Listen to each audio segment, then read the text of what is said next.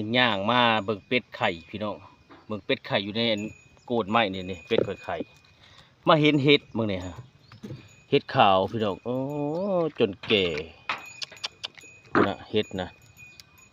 เป็นเห็ดขาวเกิดมีคอนนี่ในบ้านข่อยละมาแล้วบ่ได้เบิ่งบ่แต่ละมื้อเนาะบ่มีอันนี้แหละตาบ่มานแม่บ้านข่อยนี่บ่แนมเบิ่งข่อยมาโดนข่อยมาเห็นเทื่อนึงข่อยน่าโลดนี่เห็ดพี่น้องจนกระด้างจนแข็งไปเซน้ำยังเก่งได้เด้อพี่น้องจะเป็นเห็ดบดขาวเด้อตัวนี้บ่แม่นเห็ดขาวเป็นเห็ดบดนะมักหอมๆนึงนี่เก่งใส่หน่อไม้เนาะพี่น้องเก่งใส่หน่อไม้เก่งใส่หน่อไม้มันก็เข้ากันอำล้อมพี่น้องหน่อไม้เฮาก็มีหน่อไม้ก็อยู่ในก่อมันก็คักนึงบ่ไว้ไก่เขี่ยถมไก่ก็เขี่ยเมื่อยจะถมพี่น้องเอ้ย